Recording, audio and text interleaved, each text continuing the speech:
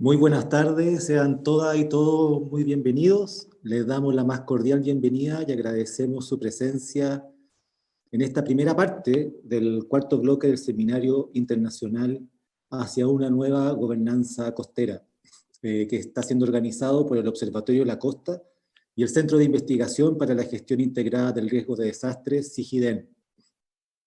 El seminario, que también está siendo patrocinado por el Ministerio de Medio Ambiente, constituye un esfuerzo de distintas unidades académicas de la Pontificia Universidad Católica de Chile, de centros de excelencia, universidades regionales, fundaciones, ONG, agrupaciones ciudadanas, básicamente para reflexionar sobre la necesidad de una nueva gobernanza para las zonas costeras del territorio de Chile.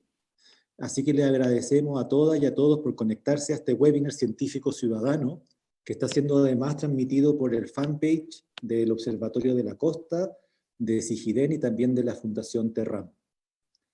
Agradecemos también el apoyo de instituciones del Programa Austral Patagonia de la Universidad Austral, el Centro de Observación de la Tierra de la Universidad Mayor, el Centro COST-R de la Universidad de Valparaíso, Laboratorio de Planificación Territorial de la Universidad Católica de Temuco, la Red Pro Playas, la Fundación Cosmos, la Fundación Rompientes, la Fundación Terram, evidentemente, la Fundación Ecosta, la Fundación Tunquén Sustentable, la ONG Surgencia, la ONG Superación Pobreza, la ONG Salvemos Quiriyuca, la ONG Territorio Escala Humana, la ONG Territorio Colectivos, la ONG Aysén Mira al Mar y los comités ambientales comunales de Algarrobo, del Tabo y de Navidad.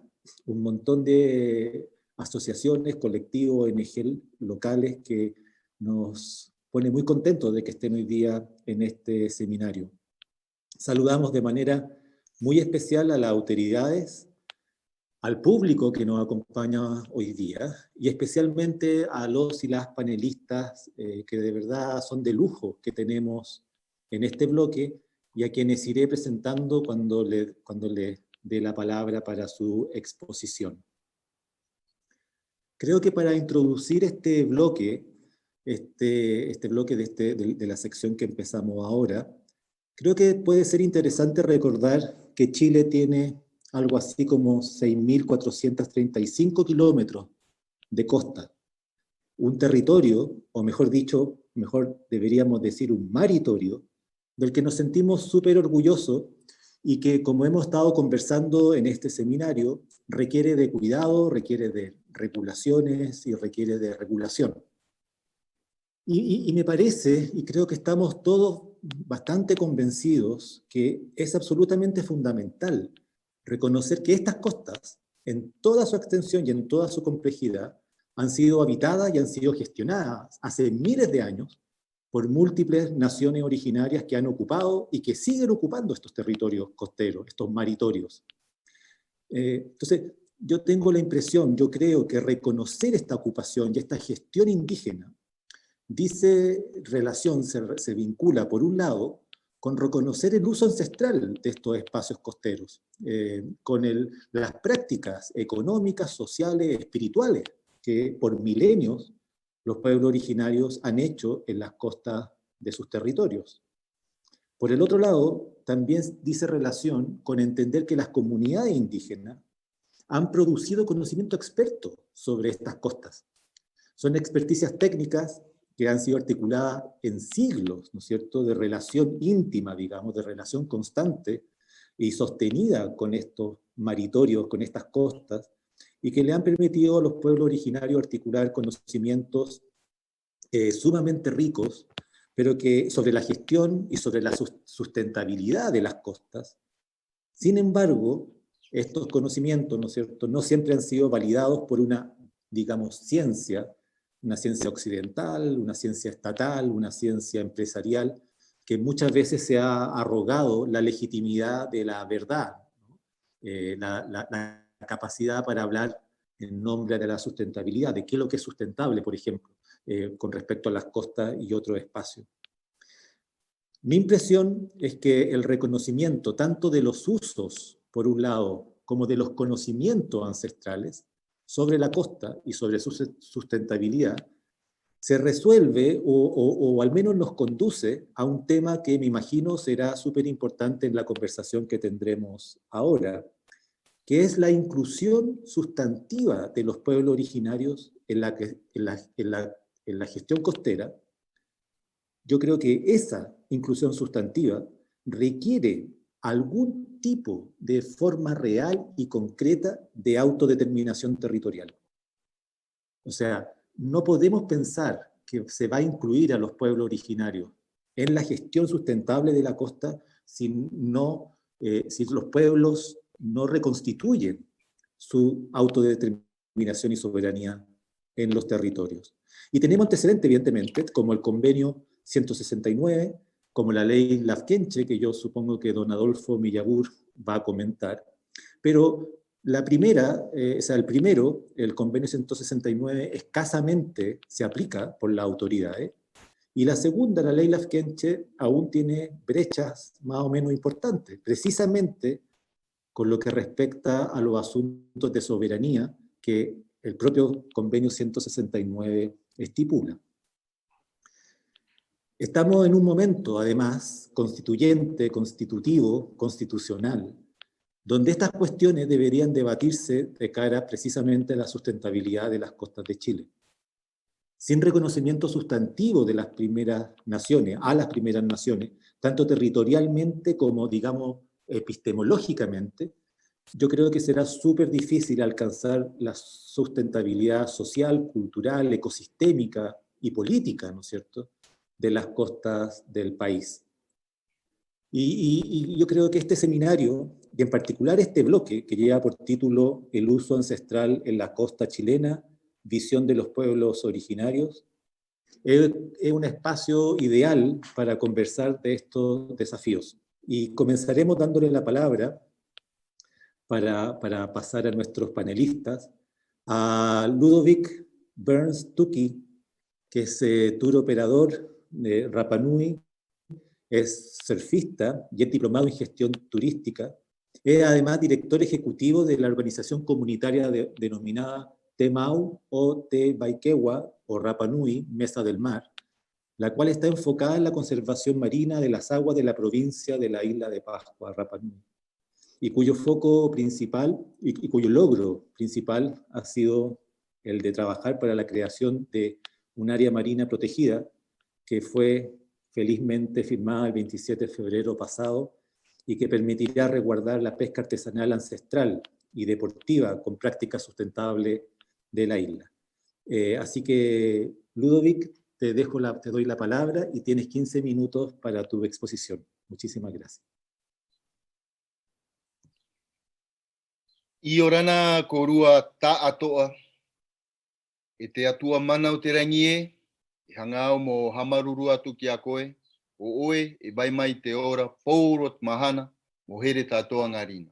O ira, maururu tatou piri mo vananga o runga i te hapao o te waikawa o te tire ta atoa. Y yo me gustaría darle la bienvenida a todos y muchas gracias por la invitación y muchas gracias por el momento de poder presentar un poco la visión del pueblo Rapa Nui sobre el uso ancestral de nuestra costa y cómo después de varios años hemos logrado crear una área que considera justamente esta cosmovisión. Primero que nada, todo lo relacionado con el mar está ya en nuestra herencia cultural a través de conceptos como los tapu, como los rahui o como los moa. Cuando hablamos de tapu, tapu es una prohibición sagrada que viene desde el ariki, desde el rao, del rey, y todo lo tenían que respetar. Rahui son siere que son temporarios, que están destinados al respeto justamente de los ciclos naturales de varias especies que todavía están vivos en la memoria acá en Rapa Nui. Y finalmente el moa tiene que ver con un concepto del respeto a la sociedad, del respeto a la naturaleza y del respeto a todo su ciclo. Entonces, como persona, empecé primero a agradecer, por eso esta pequeña oración, y lo segundo, la conservación y la protección de la costa para los pueblos polinésicos, no solamente hablando de Rapa Nui, porque Rapa Nui está conectado desde Hawái, desde Aotearoa, y el último vértice, que es Rapa Nui, representa el triángulo polinésico, donde existe una cosmovisión en común que fue conectado a través justamente de la navegación ancestral. Entonces, desde esta herencia, en Rapa Nui, si bien tuvimos una historia bastante difícil en relación a lo que es el país, nuestro país con Chile, hoy día, cuando les quiero contar sobre nuestra experiencia, todo empezó primero desde la intervención de varios ONG que llegaron en la isla para tratar de sacar algún anuncio político con interés mediático, donde toda la comunidad fue tomada un poco de rehén porque no manejaba muy bien el tema, pero lo que gatilló todo fue justamente cuando en 2010 fue creado el Parque Motumotirujiba de 150.000 kilómetros cuadrados y fue declarado y decretado sin pasar por la comunidad. Ese es lo que... ¿Perdón?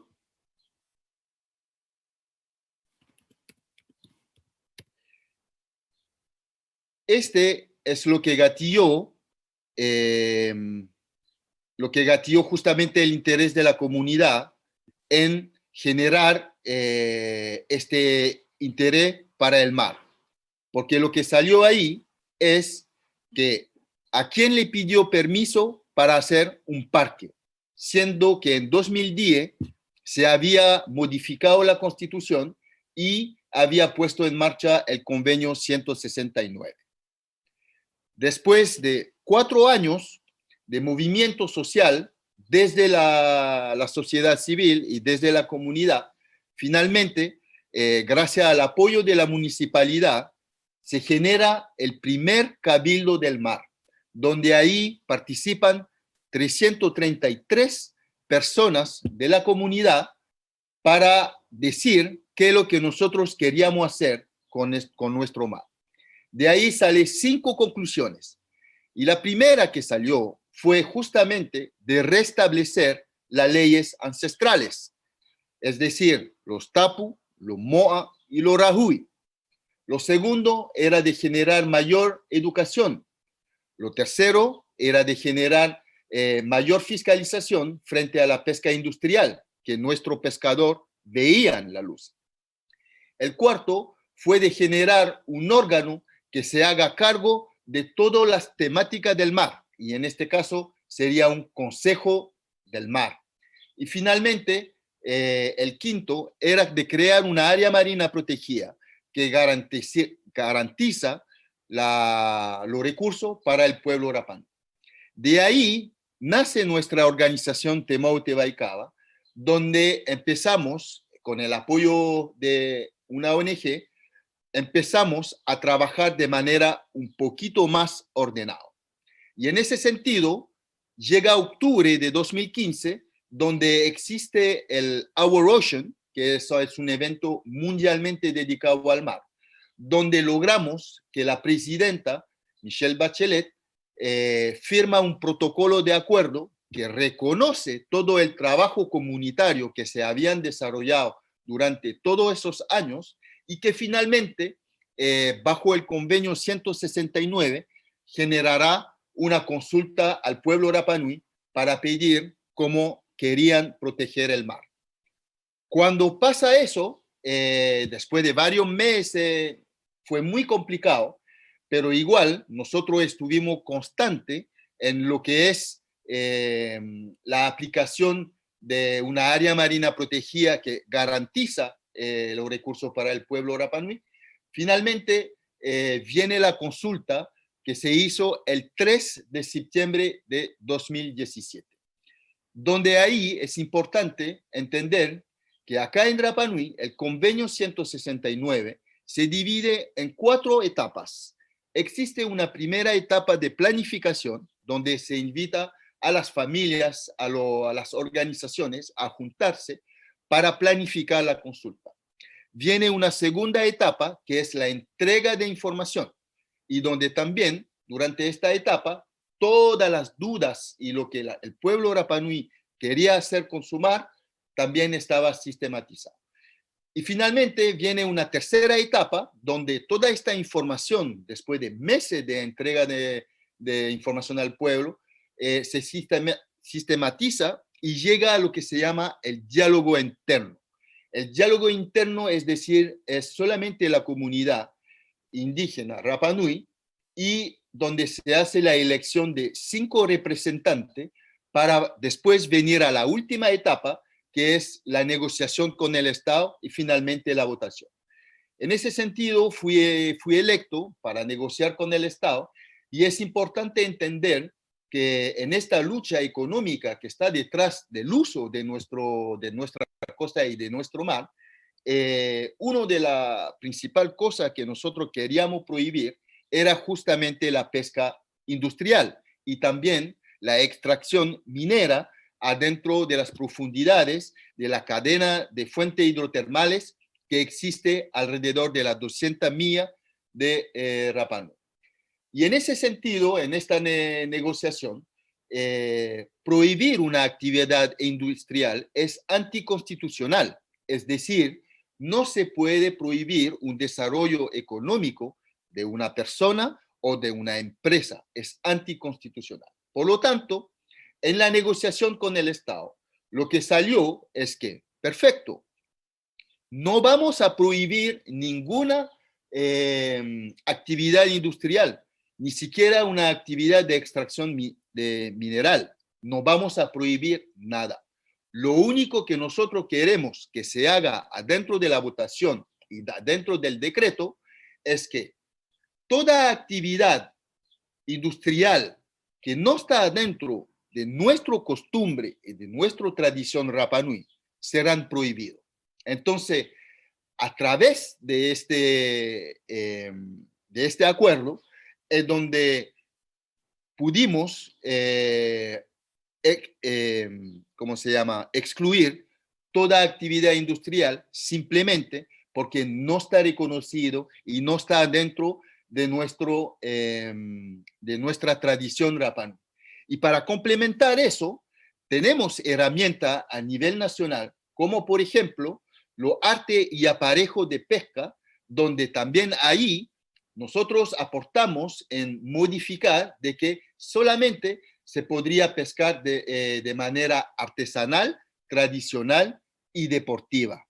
Por lo tanto, gracias a todo ese trabajo donde, por supuesto, el apoyo legal, el apoyo técnico son clave para poder negociar con el Estado, pero aquí, cuando fueron a votar la comunidad y finalmente logramos generar el decreto el 27 de febrero, que fue publicado oficialmente el 8 de junio en 2018, finalmente logramos obtener lo que siempre hemos querido, tanto para nuestra costa como a las 200 millas. Y entonces eso nos permitió tener la protección de una área marina de múltiple uso, como dice la palabra, múltiples usos, pero que toma en cuenta justamente solamente el uso tradicional, ancestral y artesanal que fue decretado a través de lo arte y aparejo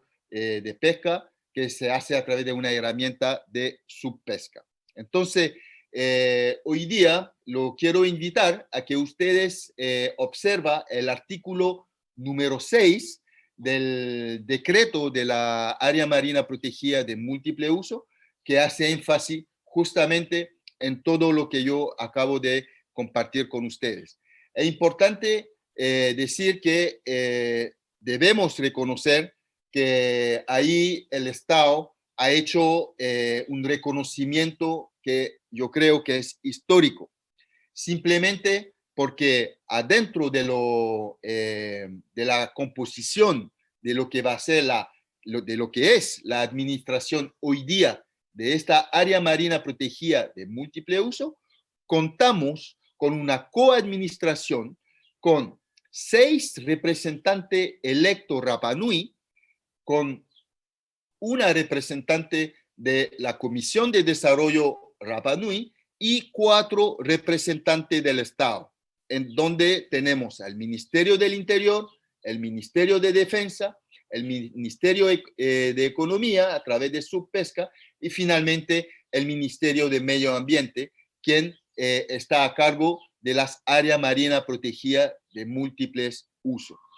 Hemos hecho varios análisis de todo lo que existía como medida administrativa de protección. También estuvimos analizando la ley Lafkenche, donde llega hasta la 12 mía, pero finalmente lo que se ha logrado de un trabajo en conjunto, no fácil, pero sí se ha logrado, es que hoy día tenemos una coadministración que reconoce justamente ese uso. Por lo tanto, hoy día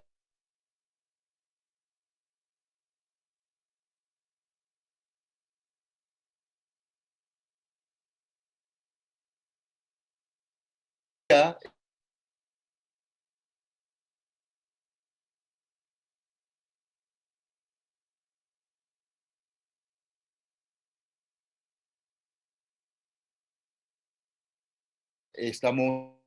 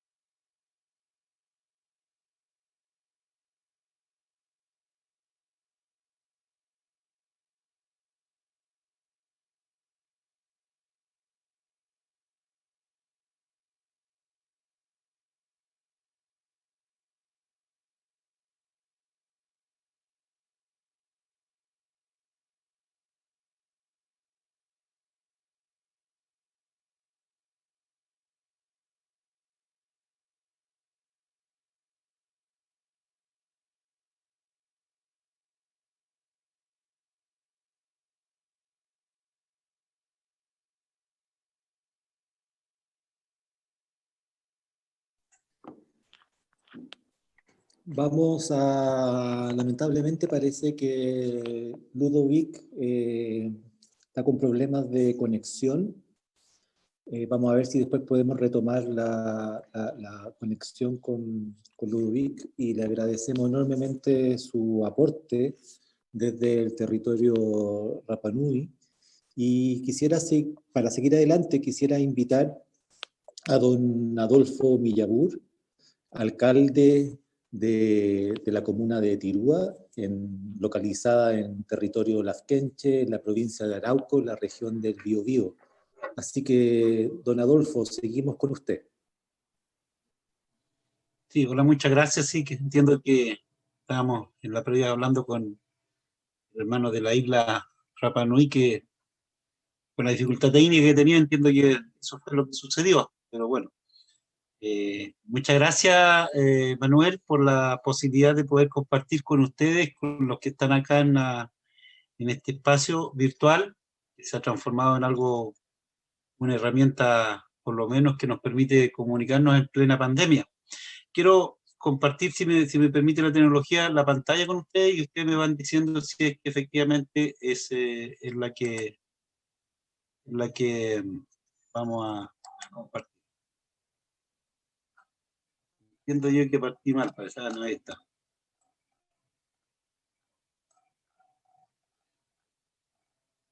Bueno, no sé si me ven la pantalla, se ve la pantalla, ¿cierto? O solo yo lo veo, Manuel. Ayúdame. Se ve totalmente, don Adolfo, tiene que ponerla en función presentación para que se vea completa y estamos listos. Ya, pero lo voy a ir ahí compartiendo. Ya, mira, lo que yo quería compartir de manera muy, muy rápida en lo que significa la experiencia, porque lo que fui invitado a este seminario, la experiencia de que nosotros como Mapuche Lafkenche, que el hermano del Rapa Nui hace referencia a la ley 20.249, ya tiene el apellido de Lafkenche, que es un idioma mapuche, Lafken, mar, che, gente, pero que en el fondo tiene implicancia a nivel de todo el país si quisiera un territorio aplicarlo. Y yo quiero compartir dos aspectos de esto. Primero, la relación que tenemos nosotros los pueblos originarios con el mar, en este caso el pueblo mapuche lafkenche, porque también quiero precisar para poder poner en contexto que los mapuche lafkenche no somos distintos al resto de los mapuches en materia de, porque a veces se confunde como que los huilliche, lafkenche, pehuenche, nache, picunche, puelche, que quedan al lado allá de la cordillera, todos ellos componemos el pueblo mapuche, y en este caso nosotros como mapuche, vinculados al borde costero, nos autodefinimos como lafkenche. Eso como para partir un poco poniendo en contexto.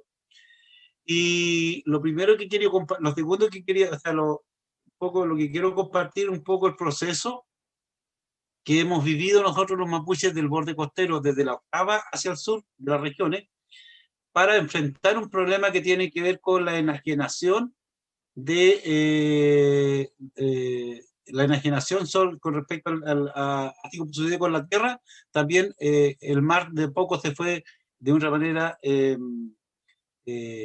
negándole el derecho. Entonces, ahí tengo,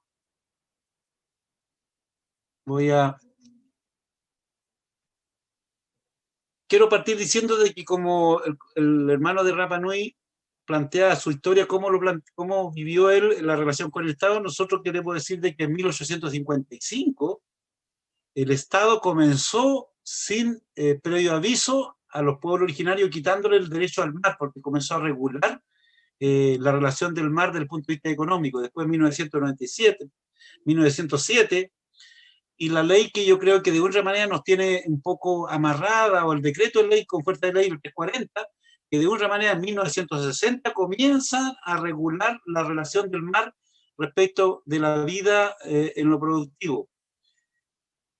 Y el 89, de esta época ya, fue la ley que de una otra manera fija el horizonte de cómo nosotros nos estamos relacionando y distintos intereses que están circulando en función de la relación con el mar. Entonces, yo creo que es importante tener eso a la vista. En 1992, sabemos todos de que se modifica aquella ley. Hay todo un relato que comienza a construirse recién llegada la democracia, lo que hoy día se conoce como la ley de pesca y acuicultura, y que tiene una serie de transformaciones en lo que viene de 1992 hacia adelante. Han habido varias modificaciones a aquella ley. Entonces, ahí uno comienza, en 92 yo creo, como que comienzan a ponerle una lápida a los pueblos originarios, no solo mapuche, a todos los pueblos originarios que han hecho uso ancestral del mar, y comienzan a legislar enajenando este derecho que les asiste ancestralmente a los pueblos originarios, porque comienza a distribuirse el acceso a los recursos con la ley de pesca, con la promulgación de aquella ley.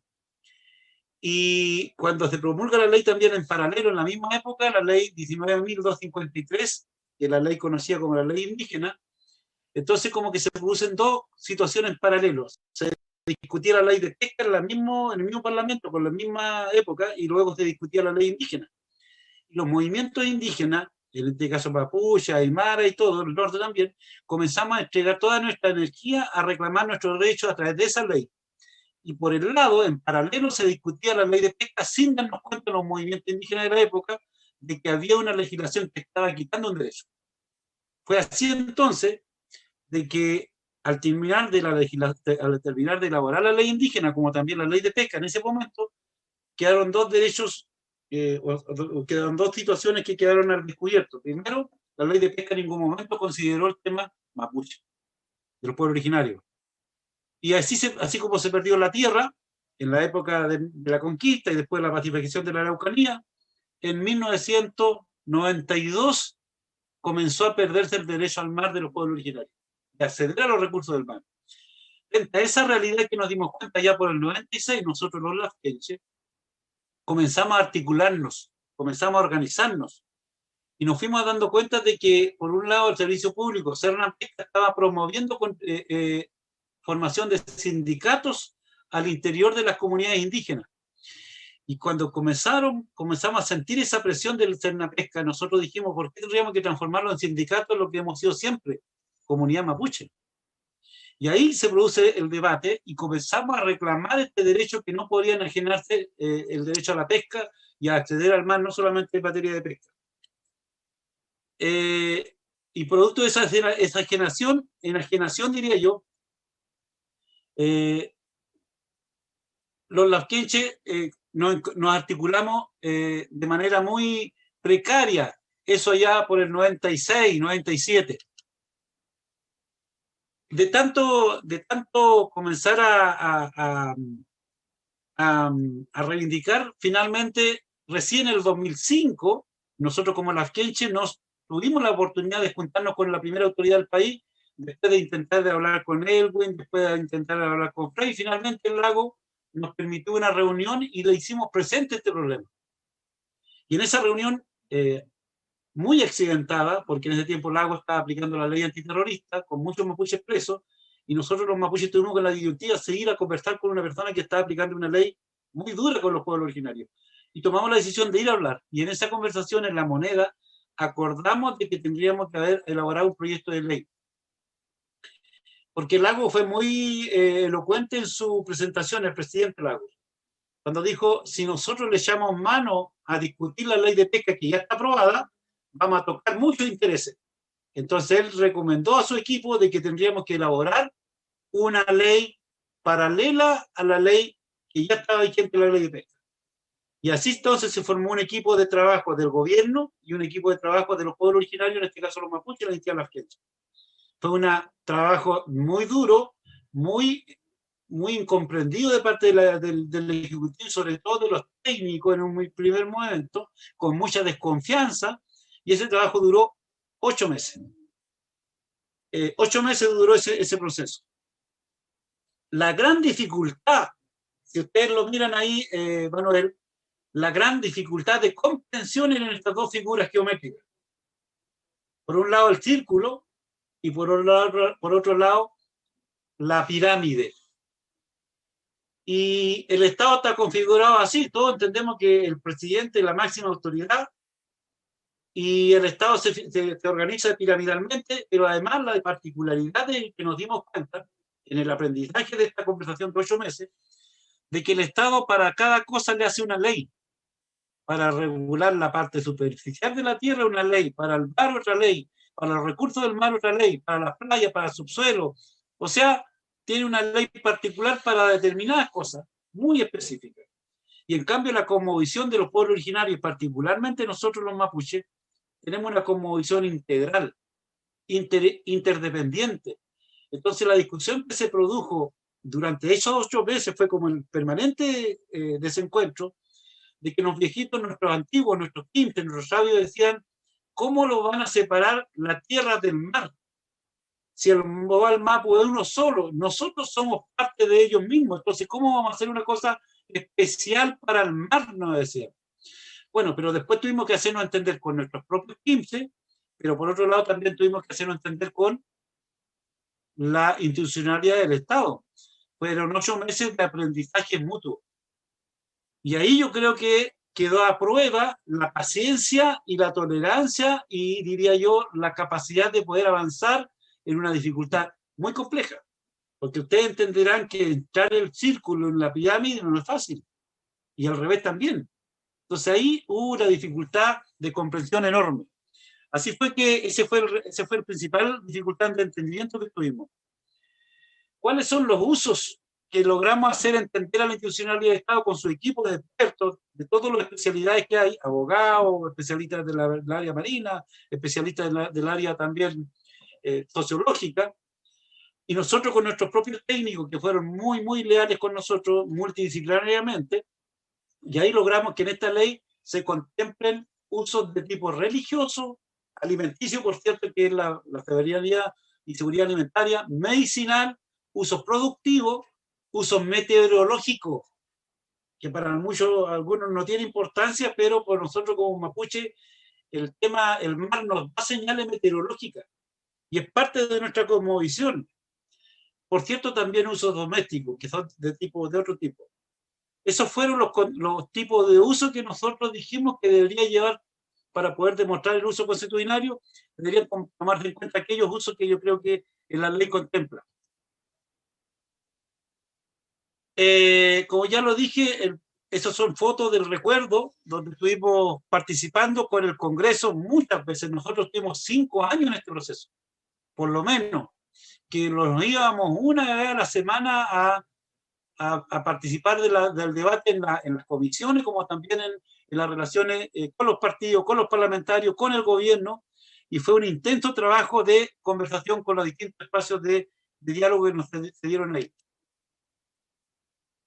El 2008 recién fue promulgada esta ley. O sea, partimos el 97 y recién en el 2008 logramos hacer que fuera promulgada esta ley.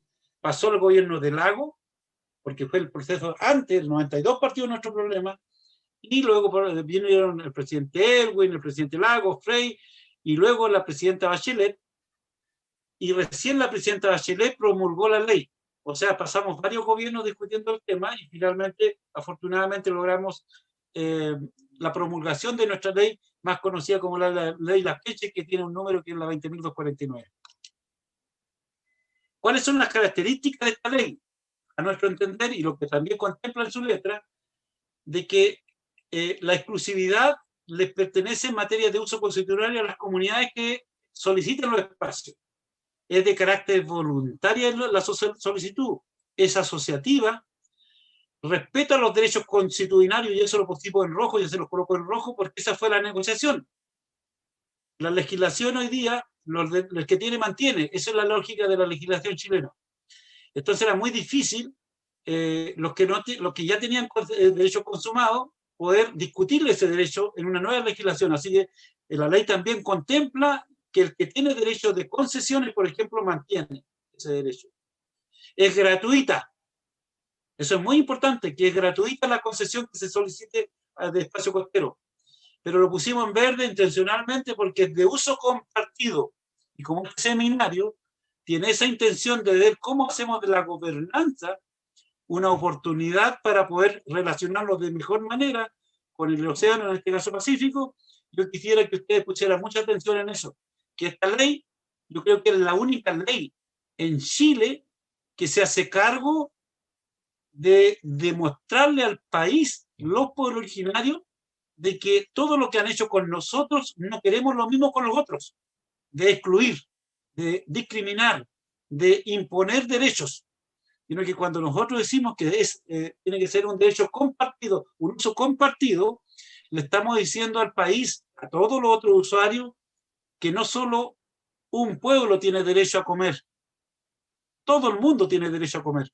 Y en ese concepto está muy de fondo lo que yo uso de manera muy coloquial, y cuando hay sed, todo el mundo también tiene derecho a bajar a tomar agua al pozo, porque cuando se le niega el derecho a tomar agua en un pozo, al que tiene sed, busca todos los métodos para poder hacerlo. Entonces, en ese sentido, yo creo que hay mucho que mirar con respecto al uso del compartido. Creo que hay un desafío que aprender todavía en la aplicación de esta ley.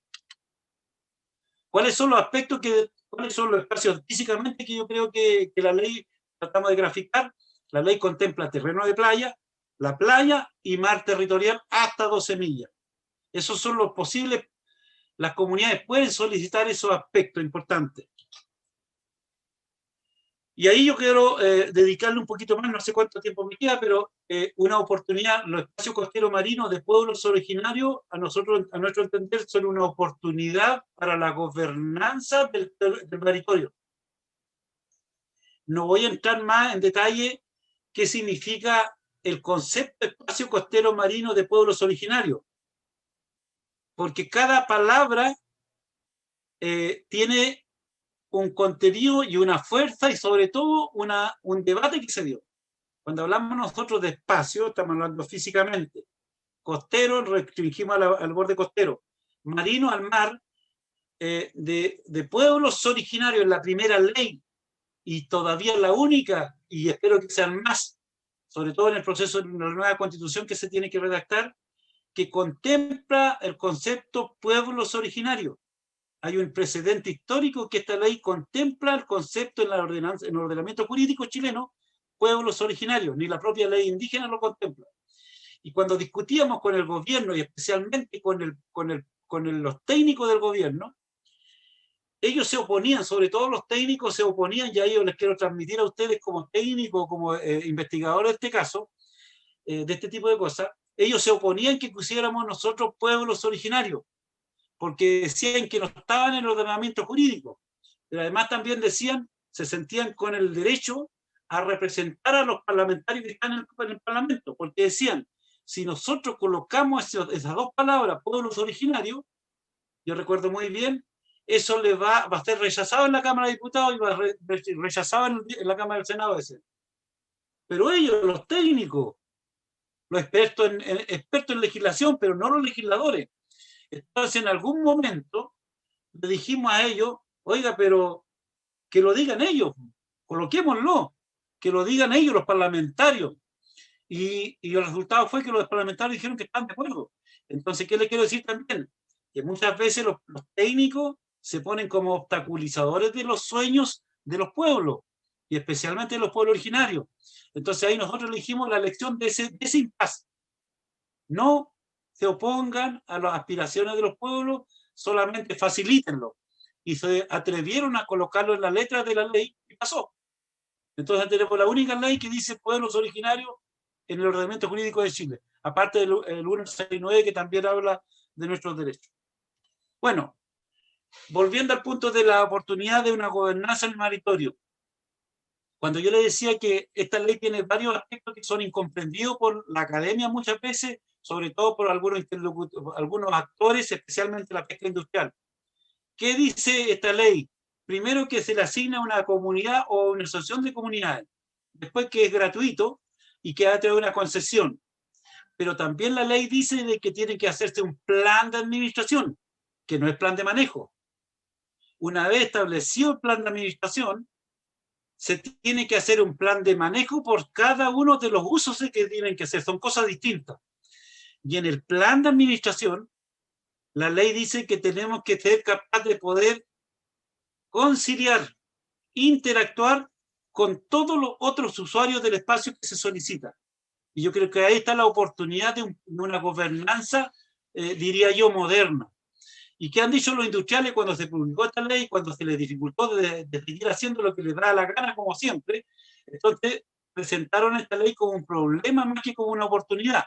Y nosotros hemos venido haciendo una especie de didáctica política de que esta ley es una oportunidad para gobernarse de mejor manera el litoral. Porque si bien es cierto, las comunidades son asignatarias, pero las comunidades no pueden excluir por mutuo propio que si hay otro usuario, incluso industrial, los pescadores artesanales, los turistas, todo el mundo que quiere usar ese espacio que sea asignado a las comunidades, en el plan de administración tiene que quedar contemplado. Entonces, en ese sentido, es muy importante el plan de administración, conceptualizarlo y no confundirlo con plan de manejo, que tiene que ver con uso de los recursos bentónicos, que son dos conceptos. Establecido el plan de administración, entonces tienen que hacer este plan de manejo por aquellos usos que tienen que hacer. Es un segundo punto. Pero lo más importante el plan de administración, a mi entender, porque ahí se disipan los conflictos y sobre todo se establecen reglas de convivencia en ese mismo espacio que pueden cohabitar y que hoy día desorganizadamente cohabitan. Nosotros tenemos ese tipo de imagen respecto al tema del borde costero. Hoy día es una, dígame, discúlpeme Manuel, pero hoy día es una fiesta de mono. Cada uno hace lo que quiere o lo que puede, o cada uno impone lo que quiere, sobre todo los industriales. Con esta ley, de una manera, permite ordenar la casa. Y por eso que varios alcaldes, yo ahora, y ahí me pongo la camiseta de alcalde, varios alcaldes he tenido la oportunidad de explicarles este tema, porque es como una especie de plan regulador, pero en el mar. Esta ley le permite esta forma de poder llegar a acuerdos para poder, porque si no hay un plan de administración que permita el entendimiento, finalmente la autoridad no autoriza el plan de administración. Entonces también estamos de una manera empujados a que tenga que haber acuerdo. Y por eso es que es muy importante la CRUB, porque quienes asignan los espacios costeros son la Comisión Regional de Uso Borde Costero, pero también después la Autoridad Nacional autoriza los planes de administración. Son una serie de trámites que por lo menos tenemos que sobrellevar. Por eso es que esta ley ha sido de difícil aplicación, por 3 razones, diría yo, Manuel. Una, por la incomprensión de los distintos intereses que se tocan. 2, por falta de interés de la institución del Estado, pero también por la falta de comprensión de la cosmovisión de los pueblos originarios. Porque cuando uno le habla de mar, es en la cabeza de cualquier chileno va pesca artesanal, pesca industrial, pero no contempla en su cabecita a los mapuches, a los pueblos originarios, porque nosotros también hemos sido responsables tal vez de hacer entender a Chile de que los mapuches, que Mapu es tierra y Che es gente. Y yo tengo que decirle a ustedes que Mapu no es tierra, Mapu es todo, por algo es igual Mapu. Entonces, cuando se habla del mapuche, se está hablando desde el Gualmapu, y el mar es parte del Gualmapu. Y por último, la actividad económica nuestra ha sido siempre en función del mar, sobre todo de los lafkenches. Entonces hay una serie de cuestiones que yo creo que hay que comenzar a disipar, a descifrar, que nos permitan de mejor manera no administrar el mar, sino que de qué manera nos llevamos mejor con el mar, porque el mar no necesita cuidarse, o sea, no necesita que los cuidemos, el mar nos cuida a nosotros, porque nos da comida. Entonces, ¿cómo vamos a ser tan irresponsables de no darle el respeto que el que nos da de comer? Entonces, ese es como el desafío de que yo creo que tenemos como sociedad.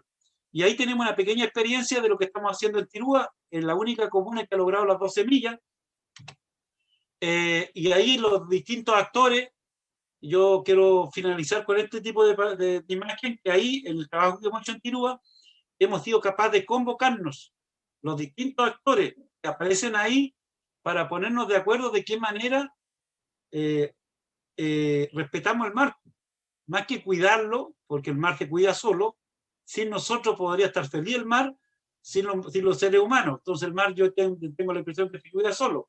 Entonces nosotros tenemos que ser capaces de retribuirlo como nos cuida a nosotros.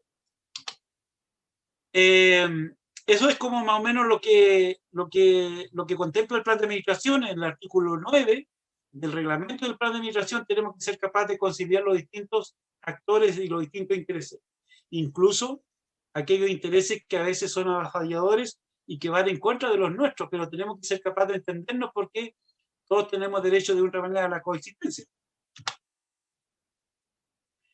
Eso es lo que yo tenía como presentación. Excúsenme si me explayé, pero de repente me vienen los recuerdos de cómo construimos esta bonita ley.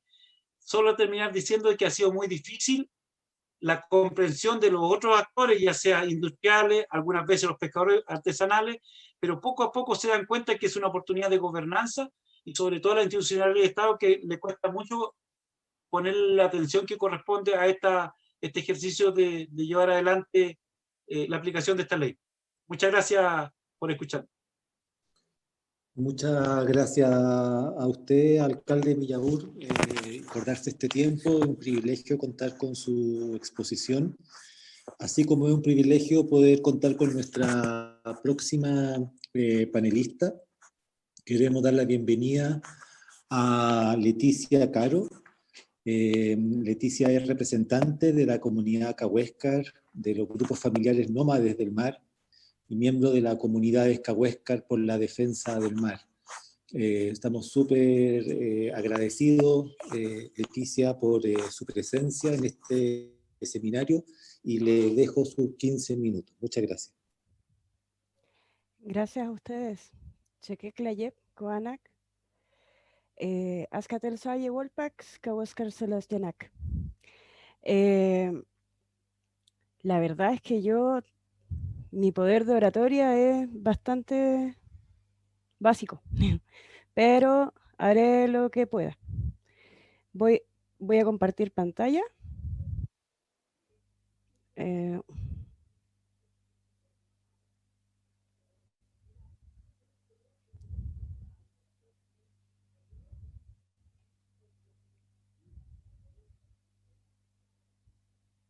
Boom. Además, esto me cuesta mucho, yo creo que a todo el mundo le cuesta mucho esta cosa. Bueno, como bien dice, soy Leticia Caro, represento a la comunidad Cahuéscar, grupos familiares nómades del mar. Y vengo a hablarles un poco acerca de nuestro territorio ancestral, que hoy se encuentra, digamos que, en disputa con los industriales, en disputa, la verdad es que con muchos actores, pero ahí estamos poniéndole un poco el hombro. Como para introducirnos en el tema, nuestro Cahuéscar Wise va desde el Golfo de Penas hasta la península de Brecknock y colinda con el territorio Yagán. Además, hemos sido vecinos 11.000 años, más o menos, y perdimos en el camino también a otros vecinos ahí que están resurgiendo, como es el pueblo Selknam, el pueblo Tehuelche. Importante mencionarles que nuestro territorio ancestral está dentro de lo que hoy se llama Chile, y que además posee una de las costas más extensas del planeta, 4.200 kilómetros y 83.000 aproximadamente son de costas interiores, de fiordos y canales, y entre esos está nuestro territorio ancestral. Para los Cahuéscar, o para las comunidades Cahuéscar en este caso, que estamos en defensa del mar, es parte de una estrategia proteger nuestros espacios, pues es muy importante la conservación de la memoria y también de los espacios destinados. Lo voy a explicar de otra manera. El pueblo Cahuéscar y Yagán y todos los pueblos australes que quería ser un poco más amable, pero mejor no. Todos estos pueblos australes han sido víctimas de genocidio. Y la recuperación y el regreso hacia nuestro territorio ha sido muy lento y además difícil. En ciertas épocas se prohibió la navegación, se asentó a los Cahuéscar, sin embargo algunos siguieron navegando, claro, adaptando esa navegabilidad a lo que impuso el Estado. Sin embargo, la navegación libre se perdió. Nosotros todavía tenemos que seguir navegando de alguna manera, de manera pirata, y como bien escuché por ahí, sí nos convertimos en piratas en nuestro propio territorio.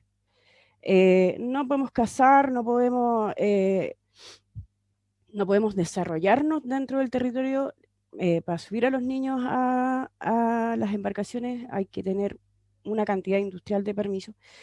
Sin embargo, todavía existen antiguos que navegan y conocen el territorio y navegan de la manera con el conocimiento territorial.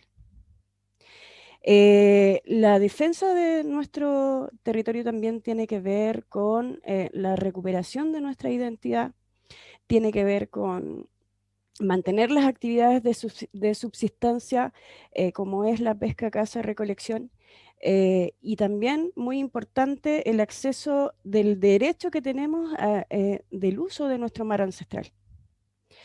Y por supuesto, llegar quizás alguna vez a concebir nuevamente la navegación libre. ¿Por qué digo concebirla? Hoy es muy difícil aparatarse y salir a navegar. La patrullera existe todo ese tipo de cosas, entonces la verdad es que se hace un poco bien difícil.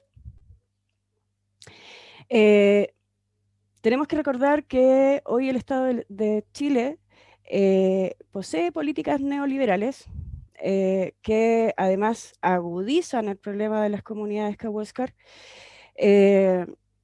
Pues existe una burocracia aquí estatal sectorial que está liderada por el Ministerio de Economía.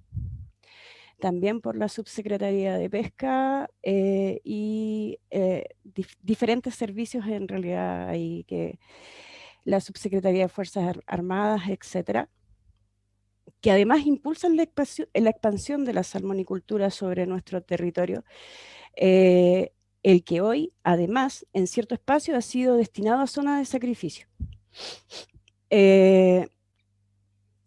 Esto no solamente ocurre en nuestro territorio ancestral en el Cahuascarhuay, sino también en otros territorios ancestrales que van más hacia el norte, y también se ha intentado en el extremo sur. Por ejemplo, el territorio Yagán. Nosotros tratamos de, en este caso, por ejemplo, en este caso específico tenemos una cantidad de recursos de protección que hemos tenido que ejercer para también poder ejercer nuestros derechos, en los cuales nos hemos enfrentado a la Subsecretaría de Fuerzas Armadas, nos hemos enfrentado a la Subsecretaría de Pesca, que además adecúa todos los planteamientos o todas las directrices que existen con la aplicación de la ley 20.249, que bien hablaba don Adolfo, y sin embargo lo adecúa a lo que realmente les acomoda o les interesa. En ese sentido, nosotros creemos que el genocidio continúa aún en esta época, pues el solo hecho de coartarnos, el solo hecho de que fuimos víctimas de genocidio y hoy somos víctimas también de que nuestro territorio está destinado a zonas de sacrificio o parte de él, y es justamente el territorio que nosotros navegamos. Me parece de tal manera muy injusto. No se respetan los lugares tabú, los ayames que son prohibiciones, no se respetan lugares sagrados, no se respetan por ejemplo, corrales de pesca, no se respeta nada de aquello, lances de pesca ancestral, lugares de extracción y pesca, caza y recolección que nosotros usábamos antiguamente, hoy están asaltados por la salmonicultura, están dañados por la salmonicultura, y eso eh, que además está avalado por el Estado, como también fue el genocidio antes, que nos tratan de pueblos pequeños, pero no se reconoce el genocidio. Entonces, como somos tan pequeños, dicen, ¿para qué van a tener tanto territorio, tanto mar? La verdad es que ese es nuestro territorio ancestral. Y es un territorio ancestral nómade.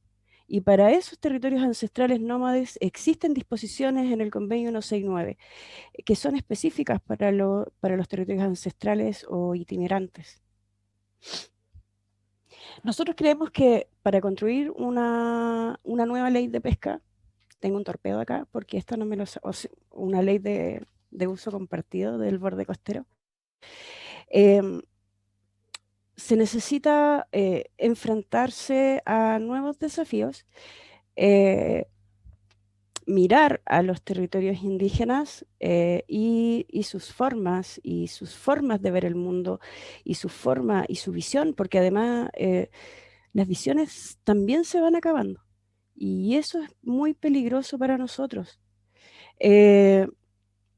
Creemos que para crear una nueva ley como esa, lo primero es incorporar a los pueblos indígenas y sus visiones.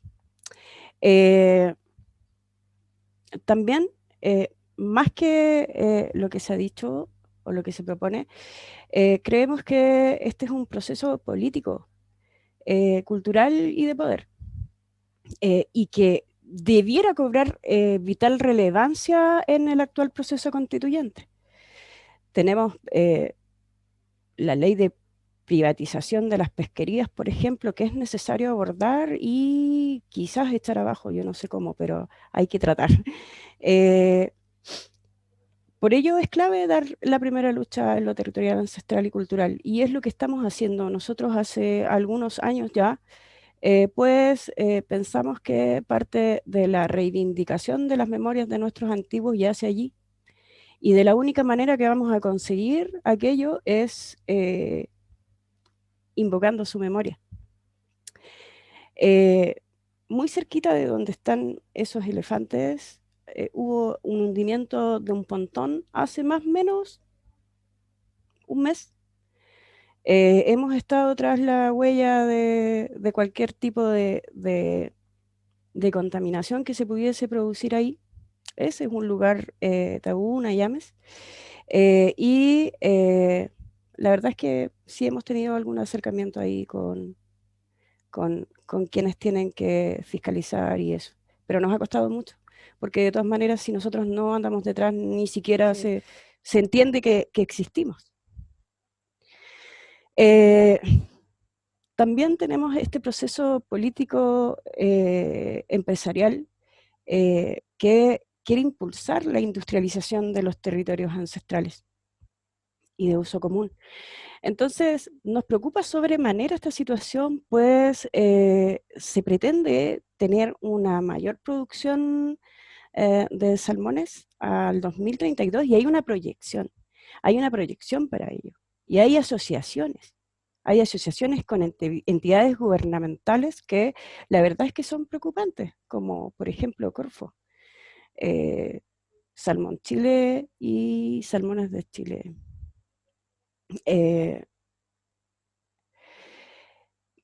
También tenemos esta situación de la ley de administración del borde costero, que es una ley que privatiza el borde costero, pero que no contempla en ninguna forma el concepto de territorio ancestral o de sustentabilidad o equidad, sino que capitaliza el borde costero. Y eso sería el término de nuestros territorios, el término de nuestros derechos como ciudadanos, el término de nuestros derechos como habitantes ancestrales también de nuestros territorios. Lo peligroso de esto es que esto está siendo reimpulsado por el gobierno. Nos queda poquito para que este gobierno finalice. Y hoy por hoy, por ejemplo, tenemos 3 proyectos seguidos de plantas de proceso de pisciculturas que están ingresando como gotas de agua al CEA. ¿Cómo podemos combatir aquello? Nosotros no podemos hacerlo, es muy difícil. Y siguen ingresando y la mayoría de ellos va a ocupar agua salada y va a devolver el agua tratada con químicos además al mar. Ese es un insulto a nuestros antiguos.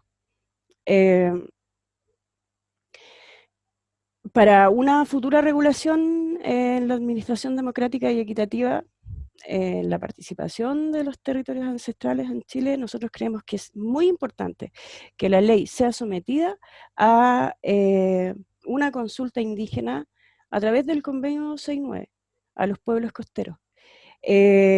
También es importante observar allí que no solamente es la costa, también existen lagos navegables y ríos navegables que dependen de las Fuerzas Armadas y que esos también hoy están siendo asaltados por la industrialización. Entonces ahí es muy importante también observar aquello. También creemos que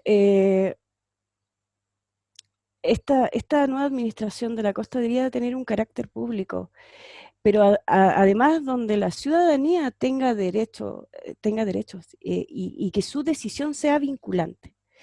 Y además también que se pueda, en este caso, supervisar a las autoridades e increpar a las autoridades, que exista un mecanismo en que la ciudadanía, los pueblos indígenas y todos quienes interactuamos en el borde costero pudiésemos tener injerencia directa en las decisiones que se toman allí.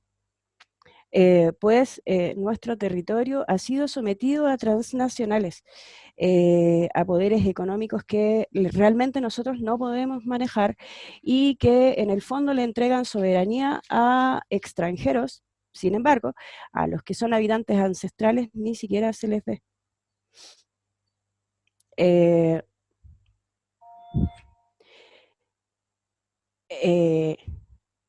Bueno, la necesidad de avanzar a una adecuada planificación territorial de estas áreas a nivel nacional, que respete la visión originaria, como dije antes, debe ser vinculante, informada, propositiva. Se debe asegurar que la asignación de acceso a los ecosistemas costeros genere el máximo bienestar, que respete las soberanías alimentarias. Me tapa el cosito aquí. Y que se contribuya a la gobernabilidad y al fortalecimiento también de las comunidades costeras de pueblos originarios, pero también a los pescadores artesanales, al turismo no masivo, a cualquier regulación que se pueda adecuar allí, porque también tenemos que recordar de que debe haber sustentabilidad, pero la sustentabilidad debe ser algo que podamos sostener en el tiempo, no que esta se concentre en un uso intensivo del territorio y que luego el territorio además sufra las consecuencias. Como bien decía don Adolfo Millabur, nosotros el mar no necesita que lo cuidemos, porque si el mar quiere, y yo lo he dicho antes también, se levanta y dejamos de existir. El mar es un dador de vida. El mar está dentro de los territorios, es parte del territorio. Ni siquiera le llamamos maritorio, le llamamos territorio, porque es parte de los territorios ancestrales, que incluyen además el subsuelo y la atmósfera, el aire, todo. Sin embargo, también aquí se han aplicado políticas de división territorial. Dentro de nuestro propio territorio ancestral existen muchas áreas de protección. Por ejemplo, ahí tenemos el caso del Parque Cahuéscar, donde se separa una figura de protección que está el Parque Cahuéscar y la Reserva Cahuéscar, ¿verdad? Donde no se observa en el fondo al territorio y los Cahuéscar, se observa la figura de protección. Hoy todo el mundo habla del Parque Cahuéscar y de la Reserva Cahuéscar, pero se les olvida que eso es territorio ancestral y está dentro, además de una subdivisión de un montón de áreas protegidas que chocan con nosotros y con nuestras actividades. En ese caso, nosotros solicitábamos que se proteja de manera amplia esta zona, no porque nos convenga, sino porque entre la devastación del territorio frente a la industria salmonera y poder convertirla en un área protegida, obviamente nos conviene más convertirla en un área protegida. Nosotros veremos después cómo hacemos efectivos nuestros derechos territoriales. Sin embargo, hoy estamos enfrentados a esto y es aquí donde tenemos muchos recursos de protección, muchos recursos administrativos. Es ahí donde nosotros ocupamos la ley 20.249, cuando nos autodeterminamos en medio de la consulta indígena, cuando vimos que aquí había un arreglo político, empresarial, es que decidimos instalar estas ENPOS, que gracias a la identidad territorial y otros pueblos que trabajaron mucho en ello, nosotros no tenemos capacidad política, no tenemos esa capacidad, estamos muy alejados y como bien dijo un parlamentario ahí el otro día, son pueblos chicos, pero nosotros no somos pueblos chicos, nosotros somos pueblos disminuidos por el genocidio que el Estado no ha reconocido. Nosotros somos un pueblo preexistente, una nación ancestral. Entonces, frente a eso, no somos chicos. Los chicos y pequeños son ellos, que ni siquiera lo pueden asimilar. En este caso, nosotros aplicamos la ley 20.249 para resguardo de nuestros territorios. Y creemos que es una ley, y la única, como bien se dice, que viene a reconocer el uso consuetudinario, que viene a reconocer nuestro espacio, el lugar donde estamos y por dónde recorremos. En el caso de las comunidades cahuéscar, es difícil quizás mirarlo desde una perspectiva más sedentaria, porque efectivamente se recorren muchos espacios y la extensión de nuestro territorio además es muy grande. Gracias a esta ley hoy pudimos establecer un equilibrio entre la industria que viene a arrasar con nuestro territorio, a instalarse con muchas concesiones, que además se demuestra en el ejercicio que existen muchos lugares ya que están con anoxia. Entonces, nosotros nos preguntamos allí si existe la evidencia científica, si existen este tipo de cosas, ¿por qué se sigue permitiendo que esta industria avance? ¿Quiénes pusieron el equilibrio allí? Fuimos nosotros sin recursos, sin nada, con ayuda de muchas personas, eso sí. Y nosotros también queremos darle un uso compartido al territorio. Hoy, en el siglo XXI, existen muchos habitantes en las ciudades y en los distintos territorios ancestrales. Y creemos que lo primero que se debe hacer es que se reconozcan estos territorios como territorios de los pueblos indígenas u originarios, y a cada pueblo al que le pertenezcan. Sin embargo, a pesar de nuestra autodeterminación, nosotros no existimos en el gobierno regional, no existimos en la CRUPSE. Pedimos ingreso a la CRUPSE y fue negado, porque nos dijeron que nosotros no teníamos nada que ver con el uso del borde costero. Eso se llama ignorancia, o sea, desconocimiento de los pueblos. Quieren explotar el canal Quirque porque dicen que por ahí no navega ningún cahuéscar. Nosotros navegamos por ahí frecuentemente, porque el gobierno regional en este caso no nos reconoce. Y no nos quiere reconocer en realidad porque tampoco le conviene. Y finalmente, como para dejar un poco la pasión, no puede haber protección de la naturaleza aniquilando comunidades de pueblos originarios y comunidades locales. No puede haber. No puede haber. Hoy es muy importante que la visión de los pueblos indígenas, de sus sitios sagrados, de sus formas, esté dentro de lo que sería una nueva ley de gobernanza. Es muy importante dejar el estado de privatización de los territorios y de lo que además se encuentra dentro de él. Es muy importante avanzar en ese sentido. Y es muy importante también que las organizaciones de conservación lo tengan presente. Pues si bien nosotros nos encontramos en cierto espacio, que es la protección de las unidades territoriales, también nos desencontramos en el otro. Nosotros tenemos también ahí ciertas disputas, porque en nuestro territorio todo es disputa, porque también desconfiamos. Desconfiamos, por ejemplo, de las ONGs que tienen convenios o firman convenios o acuerdos con la salmonicultura. ¿Por qué? Porque perpetúan el modelo, porque lo perpetúan, le dan asentamiento, le entregan certificado verde. Nosotros ni siquiera podemos contra aquello. Sin embargo, estamos haciendo nuestro mejor esfuerzo.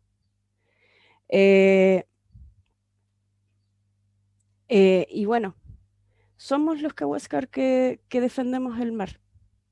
Y cuando la ley se niega, la lucha nos va a entregar lo que nosotros necesitamos. Nosotros decimos que vamos a continuar luchando por la recuperación de nuestro derecho pleno de acceso y uso a nuestro mar ancestral. Hoy estamos también enfrentados a cómo vamos a usar el Parque Cahuéscar. No lo sabemos. Creo que vamos a tener que conversar, dialogar. Estamos en medio de los planes de manejo y también me faltó mencionar una cosa muy importante.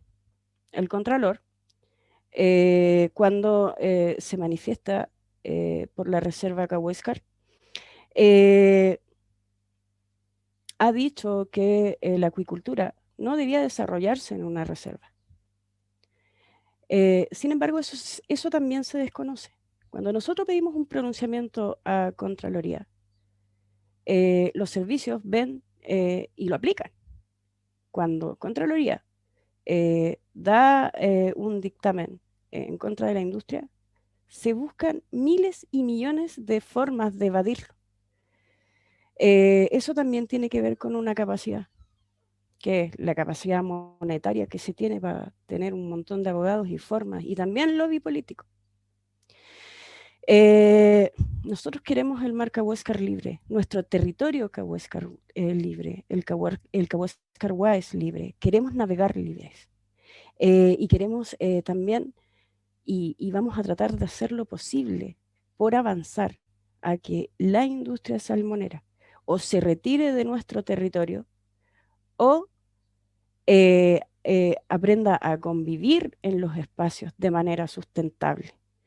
Pero también eso tiene que ver con el gobierno, tiene que ver con la regulación, tiene que ver con un montón de cosas que nosotros no podemos manejar en este minuto. Y yo creo que en ningún minuto. Nosotros deberíamos tener siquiera de parte del Estado una garantía, y esa garantía hoy no existe. Así es que Cahuéscar Saxquial, Askiuk Yanak, los Cahuéscar aún viven aquí y somos las comunidades Cahuéscar que defendemos el mar. Gracias. Muchísimas gracias, Leticia, por esa presentación. Un pueblo que, como tú dices, difícilmente puede ser llamado que es pequeño, sino que yo también creo contigo que más bien son pueblos que han sido violentados y que por eso a lo mejor parecen hoy en día más disminuidos. Aprovecho de agradecer no solamente a Leticia, sino que también a Ludovic y a Adolfo por sus provocadoras y interesantes presentaciones, que yo creo que nos permiten sin duda aproximarnos no solamente a una visión ancestral sobre las costas, sino que también a lo que se requiere, cuáles son los requerimientos para hacer una inclusión, una gobernanza, como decía don Adolfo, inclusiva de todos los pueblos originarios que habitan y que conocen las costas de este territorio. Me quedo con una idea después de este conversatorio, que es que creo que integrar a los pueblos originarios en la gestión de la costa implica, por de pronto y fundamentalmente, repensar junto a ellos, junto a los pueblos, qué significa costa, qué significa mar, qué significa territorio, partiendo por problematizar esa división, ¿no es cierto?, tan occidental entre mar, aire y tierra, que muchas veces está a la base de la planificación que hemos hecho en las costas del país. Sin esa revisión, creo que difícilmente podremos integrar sustantivamente a las primeras naciones en la gestión sustentable de las costas. Vamos a dar fin a este bloque. Vamos a tener un break de 5 minutos para que no se salgan de este canal. Dejamos a todas y a todos invitados para seguir conectados y presenciar la segunda parte de este bloque 4, titulado La costa y la sociedad organizada. Muchas gracias a todas y a todos y nos vemos en un ratito más.